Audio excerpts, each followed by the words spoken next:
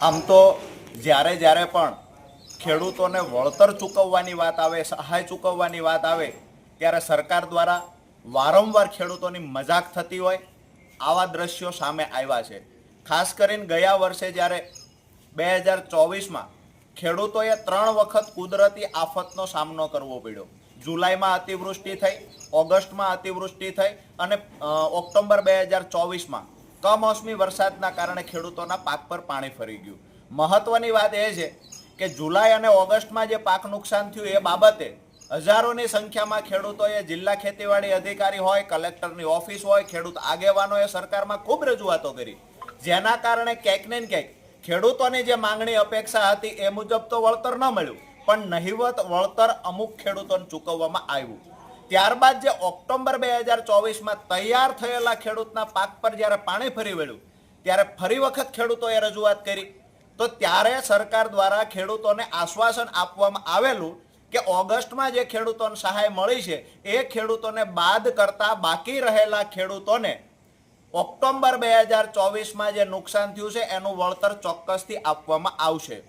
વારંવાર આ કચેરીએ જિલ્લા ખેતીવાડી અધિકારીની કચેરી સુરેન્દ્રનગર હોય, અન્ય જિલ્લા ખેતીવાડી અધિકારીની ઓફિસ હોય, નિયામકની ઓફિસ હોય, ગાંધીનગરમાં પણ વારંવાર રજૂઆતો થઈ.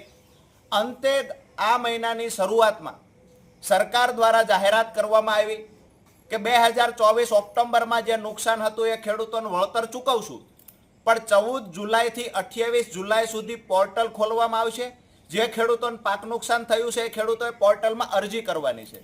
દુર્ભાગ્યની વાત એ છે કે વિશ્વગુરુ બનવાની વાતો કરનારા આ ભારત દેશની અંદર, આ ગુજરાતની અંદર જ્યારે પોર્ટલ પર ખેડૂત અરજી કરવા જાય છે એક પણ કલાક પોર્ટલ ખુલતું નથી. ખેડૂતો ધક્કા ખાઈને બાપડો સાંજે ઘરે પાછો જાય, નિરાશ થઈને પાછો જાય.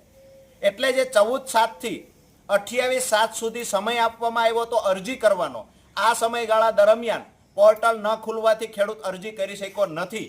ફરી વખત સમય વધારો કરવા માટે પણ સરકાર દ્વારા કોઈ જાહેરાત કરવામાં આવી નથી. ત્યારે આજે અમે 10 દિવસના અલ્ટિમેટમ સાથે જિલ્લા ખેતીવાડી અધિકારી સુરેન્દ્રનગરની ઓફિસ રજૂઆત કરવા આવ્યા છીએ કે 10 દિવસની અંદર કાં તો ખેડૂતોની ઓફલાઈન અરજી સ્વીકારવાની જાહેરાત કરવામાં આવે, યા તો જે બાકી રહેલા ખેડૂત છે જેને ઓગસ્ટમાં વળતર નથી મળ્યું આ તમામ ખેડૂતનો સમાવેશ થાય, યા તો તમારા પોર્ટલની સમય મર્યાદા વધારી 10 દિવસમાં સરકાર તરફથી પોઝિટિવ નિર્ણય લઈ ખેડૂતોને વળતર ચૂકવવાની જાહેરાત કરવામાં આવે. જો 10 દિવસમાં જાહેરાત નહીં થાય તો ન છૂટકે ગાંધી ચિંધ્યા માર્ગે આ કચેરીનો ઘેરાવ કરવા આમ આદમી પાર્ટી કિસાન સંગઠન ખેડૂતોને સાથે રાખી આ નિર્ણય લેશે.